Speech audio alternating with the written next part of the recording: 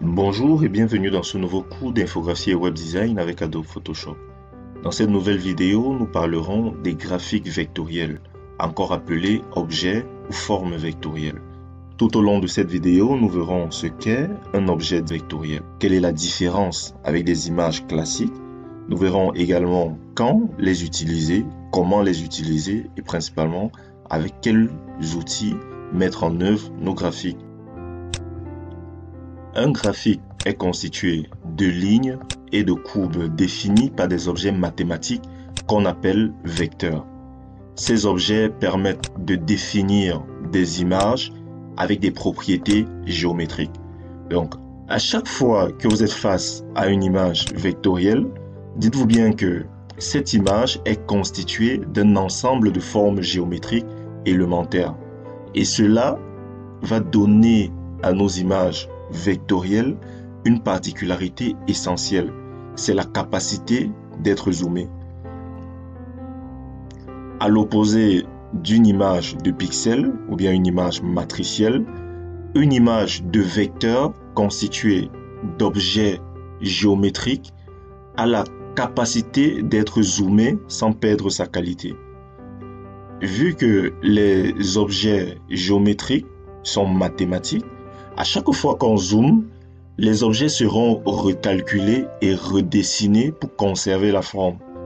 Par contre, avec des images matricielles, qui sont des points de pixels déposés à différents endroits, lorsqu'on zoome, le pixel va grossir et s'éclater, ce qui va nous faire perdre de la qualité à un certain niveau de zoom. Donc avec des images vectorielles, on conserve en zoomant à chaque fois la même qualité. Pourquoi? Parce que les images sont constituées de formes géométriques et les formes sont recalculées à chaque fois.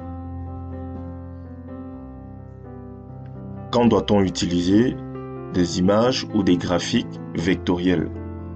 La réponse est très simple en se basant sur le principe ou sur la particularité même du vecteur. Vu que le vecteur nous permet de garder une certaine qualité, peu importe le zoom qu'on applique, c'est recalculé en permanence, on devra naturellement se tourner vers des images vectorielles lorsqu'on aura envie de construire des supports assez grands, quand on va vouloir faire des bâches, par exemple, des panneaux publicitaires géants, on va se tourner vers des vecteurs. Pour construire des logos, c'est également très utile parce que le logo a pour vocation d'être utilisé sur plusieurs surfaces. Donc, fabriquer un logo vectoriel est un plus dans ce sens où, quel que soit le support où on va déposer notre logo, nous sommes au moins sûrs que le logo va conserver toute sa qualité. Si nous sommes en train de faire un support de communication, on peut avoir le choix entre utiliser des formes pixelisées, par exemple, on peut choisir l'outil M, on fait une sélection carré, on utilise notre outil pot de peinture, qui est un outil de pixels, on va créer un nouveau calque, et on verse notre pot de peinture. Là, on a créé un carré de pixels. À côté de cela, on peut tout simplement utiliser un des outils vectoriels, l'outil U en l'occurrence, dans sa forme rectangulaire, et créer exactement le même carré. La différence entre les deux carrés, c'est que le carré de droite est constitué de formes géométriques, tandis que celui de gauche est constitué de pixels. En zoomant, en faisant les deux rendus séparément et en zoomant jusqu'à une certaine taille, on se rendra compte que le carré de gauche va perdre en qualité, tandis que le carré de droite va conserver sa proportion, vu que les proportions sont recalculées et les formes sont redessinées à mesure qu'on avance. En ce qui concerne les outils vectoriels dans Photoshop, on en dispose plusieurs. On les verra en détail dans les prochaines vidéos. Cette fois-ci, on fera juste une présentation sommaire. Donc, le principal outil de forme vectorielle dans Photoshop, c'est l'outil Plume, l'outil P, raccourci clavier P. Il est disponible là. Et comme les autres outils de Photoshop, il est disponible en plusieurs variantes. Dans sa première variante, il permet de placer des points et de définir des courbes. La plume nous permet de faire des courbes et de faire des créations avec ces différentes courbes-là.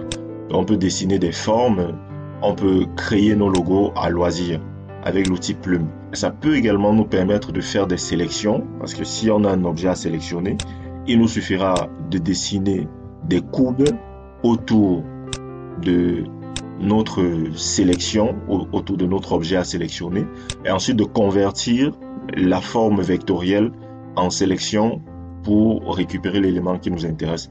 Ça, on verra le fonctionnement de l'outil plume en détail dans les prochaines vidéos. On dispose à côté de l'outil plume l'outil de sélection vectorielle, l'outil A, qui nous permettra de modifier les points déposés sur notre forme. Donc, vu que notre forme est constituée de lignes et de courbes, l'outil A nous permettra de revenir sur notre forme et d'effectuer des modifications pour avoir le résultat le plus proche possible de ce que l'on souhaite. On a également un troisième outil, tout aussi intéressant, c'est l'outil U, disponible également dans plusieurs variantes. Dans sa première variante rectangulaire, il nous permet de déposer des formes géométriques classiques, comme des rectangles ou des carrés. À côté de cette forme-ci, on peut également créer des carrés ou des rectangles avec des formes arrondies. Voilà. On a également des variantes polygonales, des variantes linéaires et on a une dernière variante de forme vectorielle. Donc avec cet outil de forme vectorielle, on a la possibilité d'importer dans Photoshop des formes. Par exemple, là, il nous suffit de sélectionner une forme et de dessiner pour avoir une forme qui se calcule dynamiquement.